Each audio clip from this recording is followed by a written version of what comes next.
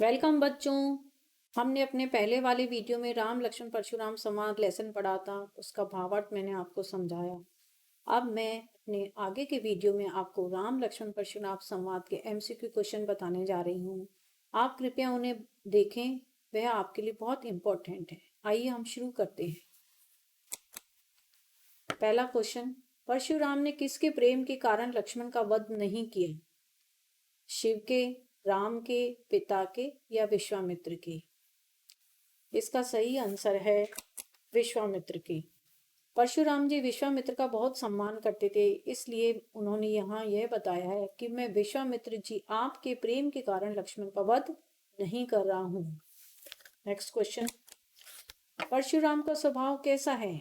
ए उदार, बी शील, सी क्रोधी, डी चंचल। पूरे लेसन में बच्चों आपने देखा होगा परशुराम जी का स्वभाव हमें कैसा देखने को मिला। क्या वे उदार स्वभाव के हैं, शील स्वभाव के हैं, क्रोधी स्वभाव के हैं या चंचल स्वभाव के हैं? इसका सही आंसर है क्रोधी। वे अपने हर सेंटेंस में हमें क्रोध में ही बोलते हुए दिखाई देते हैं, इसका आंसर क्रोधी होगा, सी। नेक्स्ट क्वेश्चन, सहस्त्र भाव की भुजाओं को किसने काट डाला था? लक्ष्मण ने, ए, बी परशुराम ने, सी विष्णु ने, डी शिव ने। लेसन में बार बार ये रिपीट आया है। परशुराम जी स्वयं कहते हैं कि मैंने सहस्त्र बाहुओं की भुजाओं को काट डाला, तो इसका राइट आंसर होगा बी, परशुराम ने। नेक्स्ट फोर्थ क्वेश्चन, परशुराम के वचन किसके समान कठोर हैं? ए वज्र के समान, बी लोहे के समान, सी पत्थर के समान, डी लोहे के समान। लास्ट जब हमने लेसन की लास्ट लाइनें पढ़ी, जो लास्ट पैराग्राफ है, उसमें स्वयं लक्ष्मण जी बोलते हैं कि हे परशुराम जी, आपके तो एक एक वचन ही करोड़ों वज्र के समान है। तो इसका राइट आंसर होगा ए, वज्र के समान। नेक्स्ट, शूरवीर अपनी वीरता कहाँ दिखाते हैं? यह भी हमने लेसन में पढ़ा था बच्चों। लक्ष्मण जी कहते हैं कि शूरवीर अपनी शूरवीरता कहाँ दिखाते हैं? घर में, युद्ध में, बातों में, या डी इनमें से कोई नहीं। तो इसका राइट आंसर होगा बी, युद्ध में।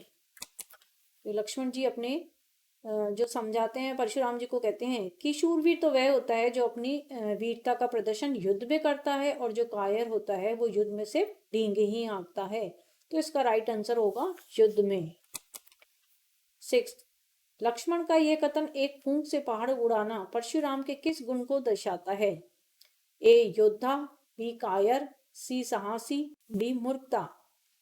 इसका आंसर क्या होगा बच्चों? इसका राइट आंसर होगा योद्धा।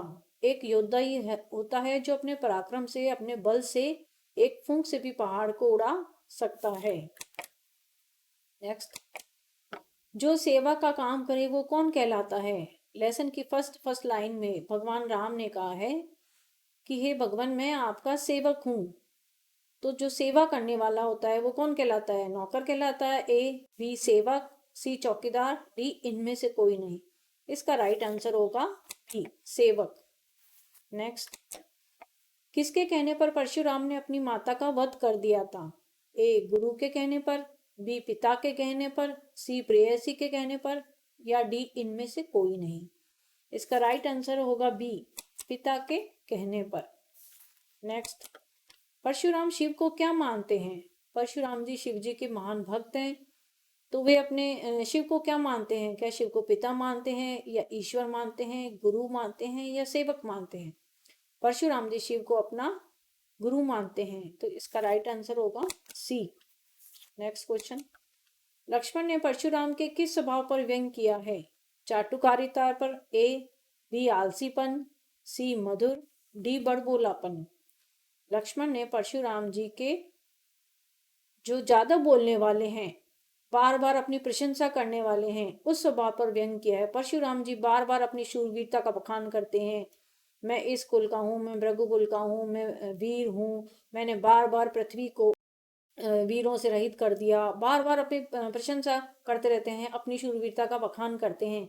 तो लक्ष्मण जी ने परशुराम जी के इस ज्यादा बोलने वाले गुण पर व्यंग किया है। तो इसका राइट आंसर होगा डी, बड़बोलापन। और भी क्वेश्चन है बच्चों, हम उन्हें भी करते हैं। परशुराम के अनुसार लक्ष्मण जी इनमें से क्या है? ए मूर्ख, बी कुबुद्धि, सी कुटिल, डी उपयुक्त सभी।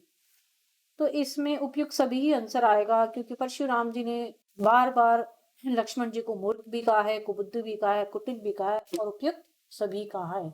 तो इसका राइट आंसर होगा डी, उपयुक्त सभी। परशुराम जी को लक्ष्मण में ये सभी बातें नजर आ रही थी। सेकंड, शूरवीरता, शूरवीर को अपनी शूरता फिलिंग द ब्लैंक्स प्रदर्शित करनी चाहिए। किस समय? ए स्वयंवर के समय, बी अपनों को औरों से बड़ा बताने के समय, सी युद्ध भूमि में और डी राजभवन में। तो शूरवीर अपनी शूरता का प्रदर्शन कहाँ करते हैं? युद्ध भूमि में करते हैं, क्योंकि शूरता जो है वो युद्ध भूमि में ही दिखाई जाती है और बातों से केवल अपनी बड़ी बड़ी डींगे हाँक के कोई शूरवीरता का प्रदर्शन नहीं करता है। जो कायर होते हैं वो ही अपनी बार बार प्रशंसा करते हैं, डींगे हाँकते हैं। तो शूरवीर जो होते हैं वे अपनी शूरता का प्रदर्शन युद्ध में ही करते हैं। इसका राइट आंसर होगा सी, युद्ध भूमि में। तीसरा, तुम तो कालू हाँकु जनु लावा पंक्ति में निहित अलंकार। ए उपमा, बी उत्प्रेक्षा, सी रूपक, डी श्लेष। इसका राइट आंसर होगा बी, उत्प्रेक्षा। उत्प्रेक्षा अलंकार यहाँ इसलिए है क्योंकि यहाँ जनु जो वर्ड आया है उसका मीनिंग होता है मानो। लक्ष्मण जी कह रहे हैं कि हे भगवान, आप तो बार बार मेरे इस पर इतना क्रोधित हो रहे हैं कि ऐसा लग रहा है कि आप तो बार बार काल को आवाज लगा लगा कर मेरा वध करने के लिए काल को बुला कर ला रहे हैं। तो जनु का मीनिंग होता है मानो। जहां भी जिस भी पंक्ति में जनु वर्ड आया वहां हमेशा बच्चों उत्प्रेक्षा अलंकार होगा, क्योंकि जनु का प्रयोग वो उत्प्रेक्षा अलंकार में ही होता है। इसलिए आप इस बात का हमेशा ध्यान रखना, जहां भी जनु वर्ड आया वहां हमेशा उत्प्रेक्षा अलंकार होगा। फोर्थ, परशुराम ने गादु सनु का प्रयोग किसके लिए किया है? ए स्वयं के लिए, बी गुरु वशिष्ठ के लिए, सी विश्वामित्र के लिए और डी लक्ष्मण के लिए। इसका सही आंसर होगा सी, विश्वामित्र के लिए। परशुराम जी ने गादु सनु का प्रयोग विश्वामित्र जी के लिए किया क्योंकि वे विश्वामित्र जी के पिता थे। नेक्स्ट क्वेश्चन 5, अयम खांड न उपमेय पंक्ति में अलंकार है। ए श्लेष, बी रूपक, सी उत्प्रेक्षा और डी अनुप्रास। इसका राइट आंसर है ए श्लेष, क्योंकि यहाँ खांड के दो अर्थ हैं। एक खांड का अर्थ है तलवार और दूसरा खांड का अर्थ है गुड़, जिससे हम मिठाई बनाते हैं। तो एक शब्द के जहां दो अर्थ होते हैं वहां बच्चों हमेशा श्लेष अलंकार होगा। इस बात का हमेशा आप ध्यान रखना। यहाँ खांड शब्द एक है लेकिन इसके अर्थ अलग अलग हैं। एक खांड का मतलब तलवार और एक खांड का मतलब जिससे हम मिठाई बनाते हैं। तो यहाँ इसका राइट आंसर ए होगा, श्लेष अलंकार। छठा क्वेश्चन, राम लक्ष्मण परशुराम संवाद में किस छंद का प्रयोग हुआ है? ए सवैया, बी चौपाई, सी दोहा, डी चौपाई व दोहा दोनों। तो पूरे राम लक्ष्मण परशुराम संवाद में हमें चौपाई और दोहा दोनों का ही प्रयोग देखने को मिलता है। तो इसका राइट आंसर होगा डी, चौपाई व दोहा दोनों। 7, परशुराम के सिर पर अभी किसका ऋण शेष था?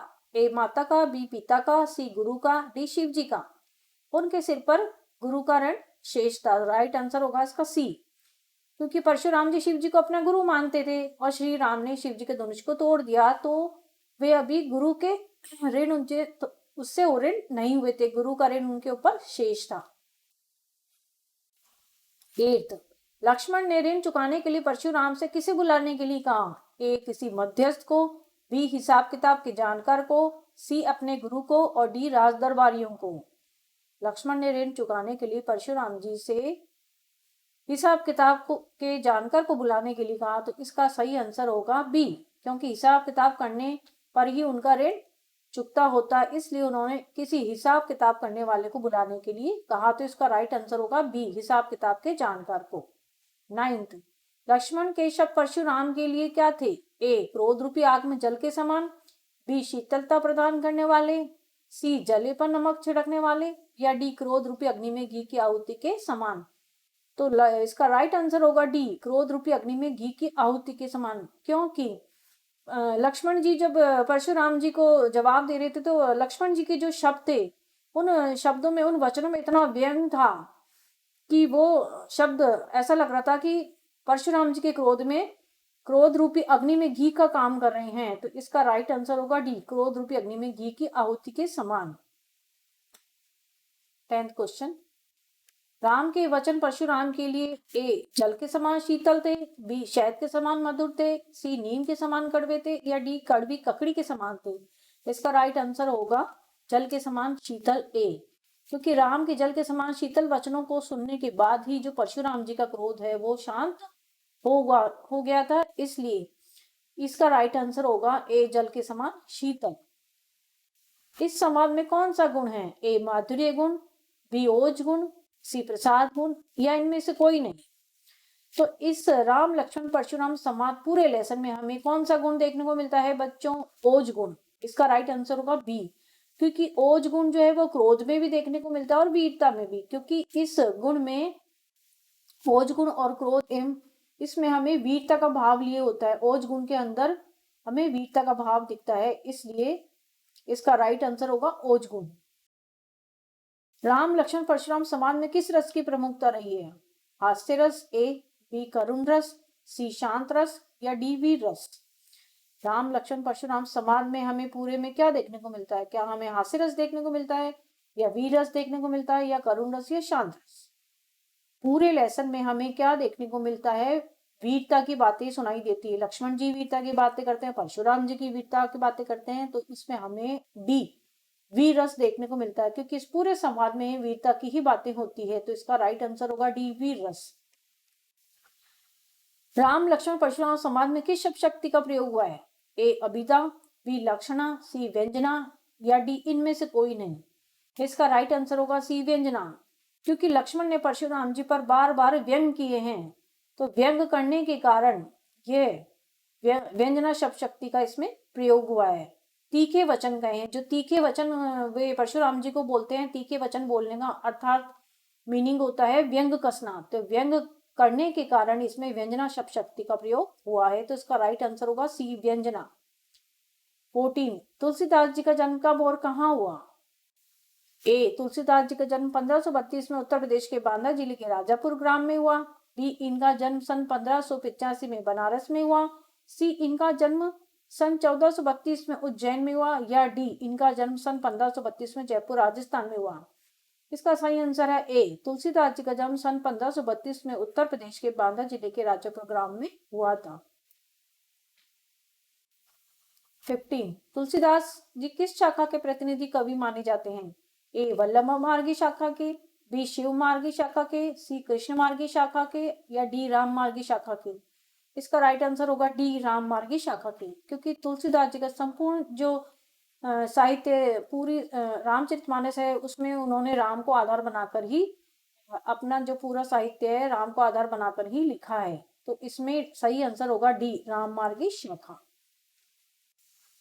16 इनमें से कौन सी रचना तुलसीदास जी की नहीं है? ए रामचरितमानस, बी सुदामा चरित, सी कवितावली, डी विनय पत्रिका।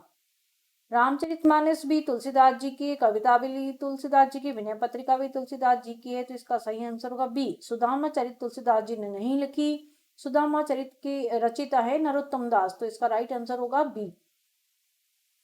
17 तुलसीदास के काव्य में किन किन रसों की प्रधानता रही है? ए श्रृंगार एवं करुण रस, बी करुण एवं रौद्र रस, सी शांत एवं करुण रस, डी हास्य एवं शांत रस।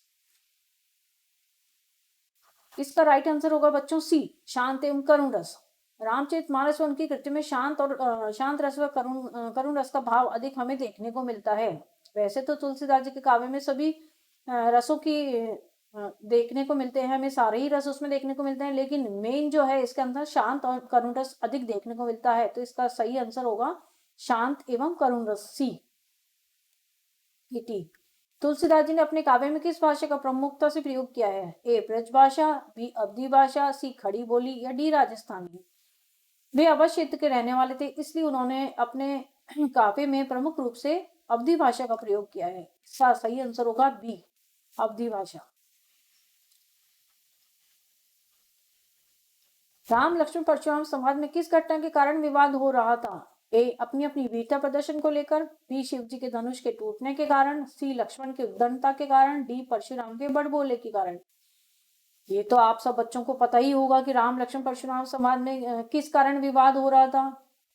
बी शिव जी के धनुष टूटने के कारण, इसका सही आंसर होगा बी क्योंकि सीता स्वयंवर शिव जी का धनुष टूटने के कारण ही परशुराम जी को बहुत अधिक क्रोध आ गया था। इस कारण श्री राम, लक्ष्मण और परशुराम जी में विवाद हुआ था। 20 शिव जी का धनुष तोड़ने वाले की तुलना परशुराम ने अपने किस शत्रु से की है? ये भी हमने पूरे लेसन में पढ़ा है। स्वयं परशुराम जी बार बार कहते हैं कि शिव जी को धनुष तोड़ने वाला सहस्त्रबाहु के समान मेरा शत्रु है। तो इसका राइट आंसर होगा ए, सहस्त्रबाहु। का छति लाभ जून धनु तोड़े, यहाँ जून शब्द का क्या अर्थ है? ए, जून का महीना, बी, जीर्ण, सी, जून का धनुष, डी, सम्मानित। इसका राइट आंसर होगा बच्चों जीन। जीन का मतलब होता है पुराना। राम ने धनुष किस धोखे से छू लिया था? ए, कि धनुष बहुत मजबूत है, बी, धनुष एकदम नया है, सी, धनुष उससे उठेगा नहीं, या डी, धनुष बहुत भारी है। इसका राइट आंसर होगा बी, धनुष एकदम नया है। धनुष बहुत सजा हुआ था। राम ने यही सोचा कि धनुष एकदम नया है, इसी कारण राम ने उस धनुष को धोखे से छू लिया था। इसका राइट आंसर होगा बी। परशुराम ने अपनी भुजाओं के बल से क्या कर दिया? ए, धरती को क्षत्रियों से रहित कर दिया, बी, क्षत्रियों का पालन किया, सी, गरीब लोगों की सहायता की, या डी, विश्व विजय किया। इसका सही आंसर होगा ए, धरतियों को क्षत्रियों से रहित। परशुराम जी ने अनेक बार इस धरती को क्षत्रियों से, क्षत्रिय राजाओं का वध करके उसे कई बार उन्होंने ब्राह्मणों को दे दिया। कई बार उन्होंने धरती को क्षत्रियों से रहित कर दिया। तो इसका राइट आंसर होगा ए, धरती को क्षत्रियों से रहित करना। तर्जनी को दे कर कौन मर जाता है? ए, कायर व्यक्ति, बी, कुंभतिया ब्रैकेट में छुई मुई, सी, अहंकारी व्यक्ति, और डी, काशीफल। इसका राइट आंसर होगा कुंभतिया। कुंभतिया एक तरह का पौधा भी होता है बच्चों, जो छुई मुई की तरह होता है, वो हाथ लगाते ही मुरझा जाता है। तो और कुमड़े को, इसको एक कच्चे फल को भी हम कुंभतिया कहते हैं। तो इसका राइट आंसर होगा कुंभतिया, बी। 25th क्वेश्चन, रघुकुल के लोग किन किन पर दया करते हैं? ए, गरीबों पर, बी, महिलाओं पर, सी, ब्राह्मणों पर, डी, देवता, ब्राह्मण, ईश्वर के भक्त पर, गाय पर। पूरे लेसन में हमें यही देखने को मिला है कि लक्ष्मण जी ने क्या कहा था कि देवता, ब्राह्मण, ईश्वर के भक्त और गाय पर हम अपनी वीरता नहीं दिखाते हैं, क्योंकि इनको मारे जाने पर तो पाप लगता है और इनसे हारे जाने पर अपकीर्ति होती है। तो इसका राइट आंसर होगा डी, देवता, ब्राह्मण, ईश्वर के भक्त व गाय पर। बच्चों, आपके टेक्स्ट बुक के पीछे जो कुछ क्वेश्चन है वो भी आपके लिए इंपॉर्टेंट है, मैं ये बता रही हूँ, आप उन्हें भी नोट कीजिए। निम्नलिखित पंक्तियों में प्रयुक्त अलंकार पहचान कर बताइए। फर्स्ट है, बालक बोली बधो नहीं तोही। इसमें कौन सा अलंकार है? इसमें है अनुप्रास अलंकार, क्योंकि ब ब ब शब्द बार बार रिपीट हो रहा है। जब एक शब्द बार बार रिपीट होता है तो वह हमेशा अनुप्रास अलंकार होता है। आप इस बात का हमेशा ध्यान रखिए। सेकंड है, कोटि कुलिस सम वचन तुम्हारा। इसमें उपमा अलंकार है। जहां सम शब्द आया, सम मतलब किसी की किसी से उपमा दी जा रही है, किसी की किसी से तुलना की जा रही है। तो जब हम किसी की उपमा किसी से करते हैं, जब सम शब्द आता है तो वहां हमेशा उपमा अलंकार होता है।